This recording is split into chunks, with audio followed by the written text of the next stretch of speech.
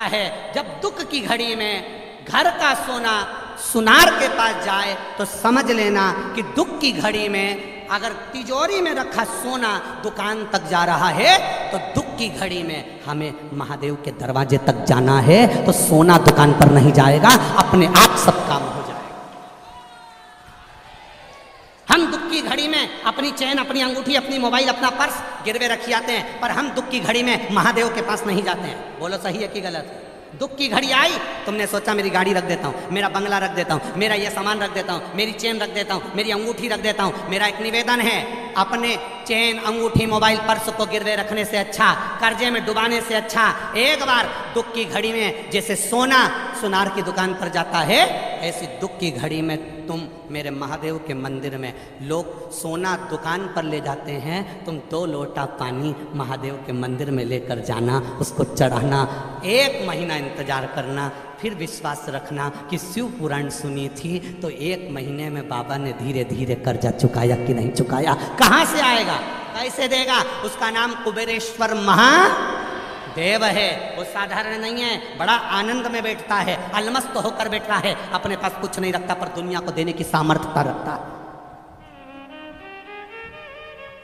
वो अपने पास कुछ नहीं रखेगा पर दुनिया को देने की सामर्थ्यता रखता है। केवल एक दृष्टि देता है और दुनिया का भंडार भर देता है। वो हुआ ब्रह्मा जी की आंख से आंसू बह रहे हैं, ब्रह्मा जी का सिर कटा नहीं रोए, ब्रह्मा जी को सावित्री माता ने श्राप दिया नहीं रोए, ब्रह्मा जी को अपशब्द कहे गए नहीं रोए, पर आज ब्रह्मा इसलिए रो रहे हैं क्योंकि जगत के पिता के सामने, देवाधिदेव महादेव के सामने ये प्रसंग सम्मुख में आकर खड़ा हो गया कि कार्तिकेय जी ने कहा ओम का अर्थ तो पिता भी नहीं जानते होंगे। तब शिव जी मुस्कुरा दिए, शंकर भगवान मुस्कुरा के ब्रह्मा जी के ऊपर अपनी दृष्टि से एक टकटकी लगाकर देखा।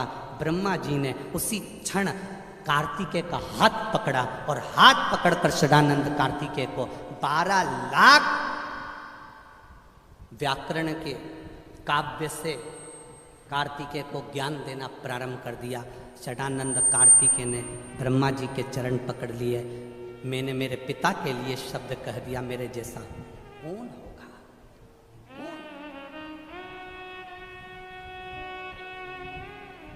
बेटा विद्वान, खूब विद्वान बनो, तुम कलेक्टर बनो, एसपी बनो, डीएसपी बनो, एसडीएम बनो, तुम डॉक्टर बनो, कमिश्नर बनो, सीए बनो, तुम्हारी मर्जी पड़े वो बनो, तुम जो बनना चाहते हो सब बनो। मेरा महादेव तुम्हें तुम्हारी ऊंचाई तक लेकर जाए, पर तुम्हारी ऊंचाई के चक्कर में तुम अपने माता पिता का अपमान मत कर देना, तुम अपने रिश्तेदारों का अपमान मत कर देना, तुम किसी को छोटा मत समझ लेना, तुम किसी को एक साधारण सा मत समझ लेना, तुम उसका आदर करना मत भूल जाना, क्योंकि पिता पिता होता है, उसकी जागीर दिल से होती है, दिल से।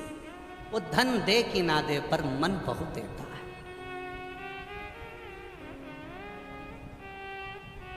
मन बहुत देता है।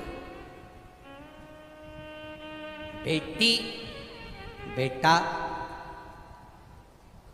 जब तक पिता है, जब तक माँ है, तब तक लोग कहते हैं मायका। मायका का मतलब क्या होता है? माय जहाँ निवास करे, पिता जहाँ निवास करे उसको क्या कहते हैं? जम के बोलो जरा, मायका।